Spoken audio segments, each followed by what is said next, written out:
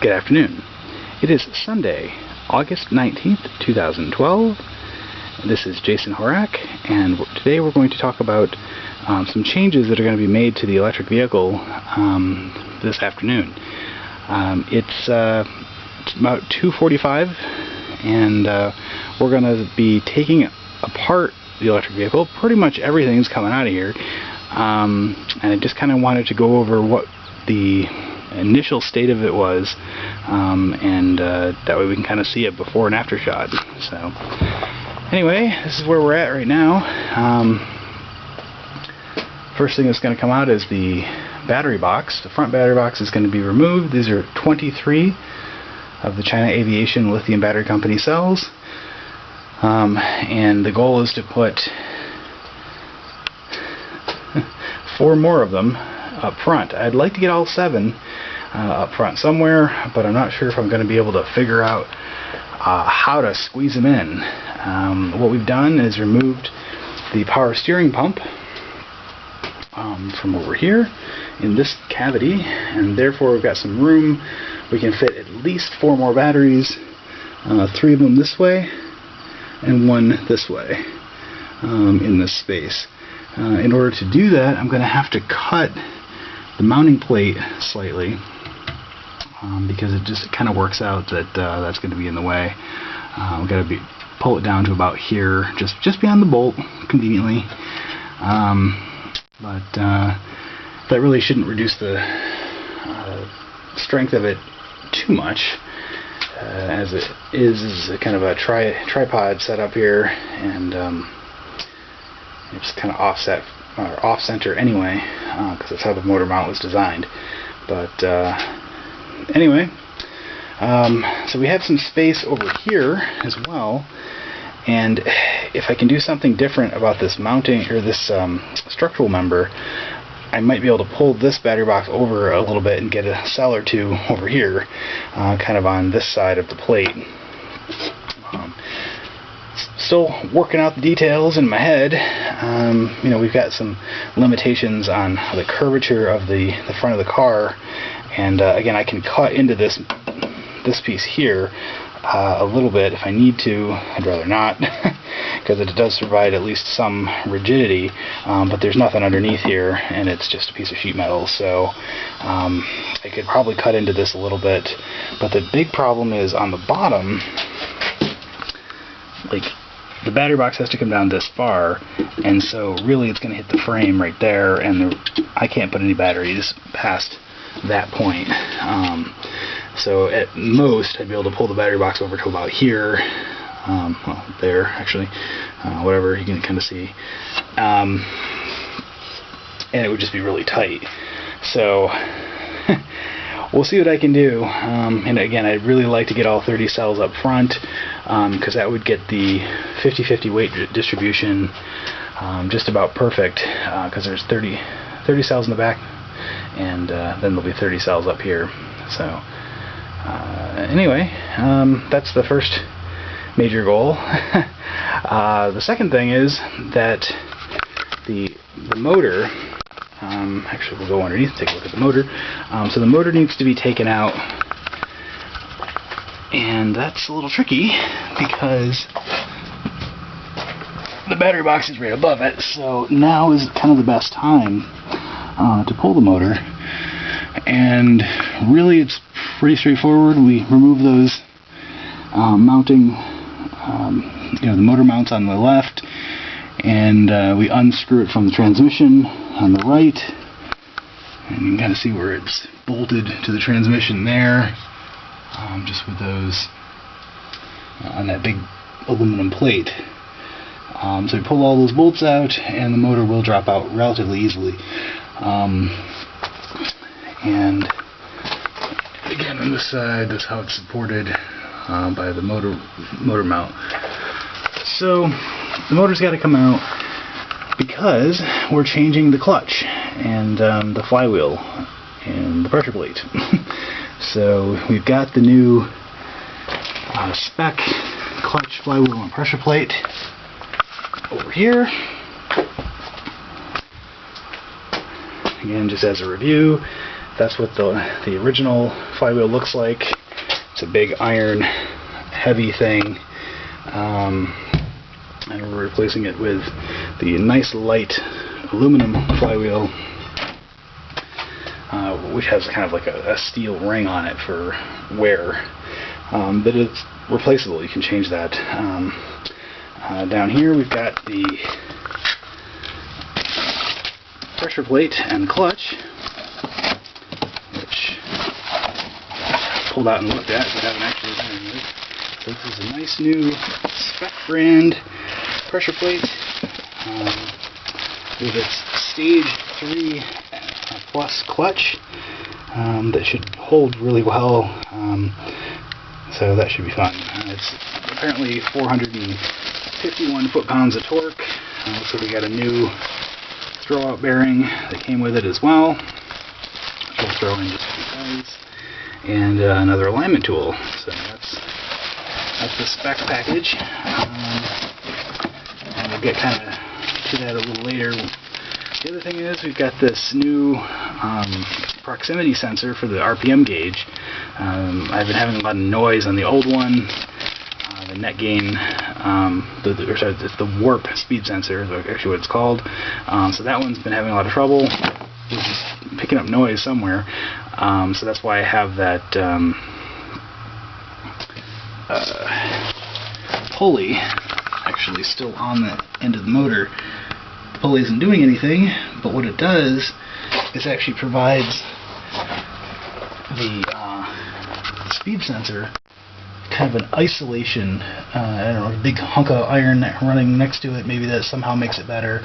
I noticed I wasn't getting as many spikes in the RPM reading with that pulley on there. So anyway, I'd like to get the pulley off because, hey, that's extra weight, and people keep asking me about it whenever they see it. They're like, oh, why is there a pulley there? Well, so anyway, as you can see, we have the new tires on. These are the 195/60 R15s, the Continental Pro Contact Eco Plus, and also we've shined up the rims quite a lot by sanding down all of the faded clear coat and so forth, and just made them look pretty nice. So those are ready to go. I actually have new brakes in the front. I had the tires mounted. The shop said, hey, your brakes aren't looking so good, and I said, hey, go ahead and replace them. So I got new rotors and pads in the front, and I'm going to have them do new rotors and pads in the back as well, just kind of on general principle. I've never replaced them on this car since I've had it, and I put a lot of extra weight in this vehicle. We're running, it was 2,800 pounds to start with, and now we're at 3,200, and I'm going to add 7 more batteries that are 12.5 pounds apiece, plus extra battery box material. So we'll probably be pushing 3,300 pounds total for the weight of the vehicle, and that's not too much or not too bad, but it seems like a good idea to have the brakes all nice and new before the convention. And also they're replacing the struts and the shocks. So the strut tower, these are the original struts from, I believe, '87, unless the previous owner replaced them. I know I didn't. The car body has about 75,000 miles on it, give or take. It's kind of hard to judge because the old odometer was broken when I got it, and it was at 65,000, and I put about 10,000 miles on the car. The current odometer that's in there shows 164,000 something, because that's what came out of the old electric car, just because it was a digital dash. I thought it was cool, and it actually functioned, so that was a plus. Anyway, so at this particular moment, let's see, I guess we'll go over here. I have the charger already out because I'm having problems with it, and I think I need to send it back to Manzanita for a little repair. So that's already been pulled, and the Soliton I also pulled out, mainly because I've got a frame leak within the Soliton, where basically the high voltage If I just hook up the high voltage battery cables and put the meter on it, I'm getting a voltage reading between the case of the Soliton and the negative terminal. I don't know if that's normal, but in my troubleshooting that's what I discovered, and I'm going to be asking Evnetics about it on Monday. So anyway, that's that. In the back here, I'm not sure how I'm going to get a good shot of this. Let's go with... Alright, so right now there's a wooden, just a piece of wood back there that kind of goes across in front of the battery box, and the charger was just sitting on that, and then going down in through a hole right there where the other cables are going down in, which, as you can see, goes right to the outside. And the goal is I'm going to build another box underneath that, and I'm not sure if I'll be able to get a shot of that very well, but we will give it a try. And again, try not to make everyone hurl looking at the shaky cam footage here. But so got some light under there, pretty new tire. Alright, so here we go. That's the back of the battery box. You can see I have a lot of cables hanging down here because this is where I pulled out the charger was connected to here, to the little Anderson connector for the battery pack. And then here, this little standard NEMA 14-50 plug is actually what's hooked up to the gas cap, or routed just where the gas cap goes, and that's how I do my charging.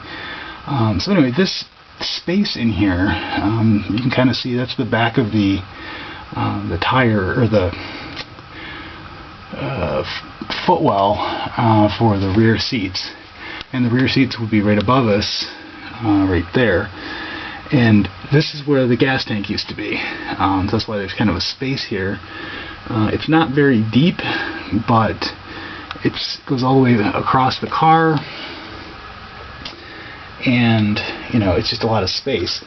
Also, as we can kind of see, and again, this is a really hard angle to get a shot of, but that blue there is the bottom of that board that I have up top. I've got a piece of foam insulation underneath it to kind of isolate the sound a little bit as much as I could, and also to keep the cold out in the wintertime.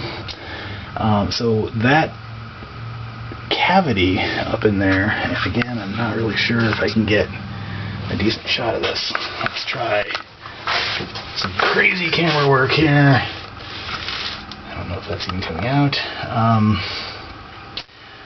But basically what we're looking at here is this space in front of the rear axle. I'm going to come out a couple inches, just give it a little room, or maybe an inch. And then that's going to go straight up, and then the box will kind of come over this way, all the way to the where the bottom of those wheel wells are, or foot wells are rather. So it won't be any lower than the lowest point in the car, and it will be a space that I can cram all these cables, and I'll shorten them up. There's a little zoom action on you by accident. So I can shorten up these cables and give them a spot to live, as well as hopefully get a battery or two back in here. Again, just kind of in this space on this side. I can at least do 2 batteries there sticking up, which might get me where I need to be as far as having all 60 batteries in the car at once. Going for that maximum range I can possibly get, and we'll see where we go. So anyway, that's just kind of the view of underneath the car at this point, and just a quick overview, or maybe not so quick as I ramble on here, but of the what we're going to be doing in the next couple days. I'm going to start tearing this apart this afternoon, and we'll kind of see how far I get before I run out of energy at the end of the day. As you can see, I have it up on jack stands, and the jack is there just kind of as a backup. Since I'm crawling underneath this car, I don't want it squashing me. In the back, we have the ramps that the tires are resting on, so those aren't going anywhere. And so pretty much it's as safe as I can make it. This is how I've done all the work on this car. I don't have a lift or a fancy garage or anything, but you don't really need one. You just got to be willing to crawl around on the floor and get really dirty. So anyway, that's kind of where we are as of August 19th, 2012, and we'll see what kind of havoc I can wreak ripping things apart. Just one other final note on other goals of things I'm trying to do at this time all at once is the that adapter plate for the transmission and the taper lock coupler that holds, it actually goes on the shaft, the primary drive shaft of the motor, and binds it to the flywheel. I'm going to be taking that to a local machine shop to see if they can make me another one. Basically, I had originally ordered it from, the first one that I got was from Electro Automotive out in California, and they did a great job. They made a wonderful part, but they were sending it out to a different machine shop out there who took, I forget how many months it was. It was a long time that I was waiting for that part, and I'd like to have the pattern to be able to replicate exactly the same thing here at a local machine shop in Homer, and I think that'll make it it'll just make it nice, because if I need another one for some reason, I don't see why, like for example if I wanted to convert maybe one of these other Dodge Daytonas into an electric vehicle, I would need an adapter plate that would fit their transmissions and couple them to a motor. Even if I don't go with the net gain motor, or I would probably go with a net gain, but if I don't go with a 9-inch, if I go with like a Warp 11 HV, or maybe just a Warp 11 for a little extra power, then, or maybe more efficiency with the HV, I'm not sure. But just in case, I'd be able to do that by taking the motor down to the machine shop, and since they already have the template for the Warp 9, it should be relatively easy for them to make a different ring, little coupler. So anyway, rambling a bit here, but you get the idea that I've got just a whole lot I'm trying to do, and again, it is the 19th of August, and I've got to have the car shipped to Missouri in about 1 month. If it doesn't leave here by the 19th of September, it probably won't make the convention by the 25th or 26th, I think is when it starts. So I'm kind of under the gun to make all this stuff happen, and I have about 3 day jobs, so I've been keeping very busy. But we'll see what we can do, and I'll keep all of you updated as to the progress. Thanks a lot, and have a great day.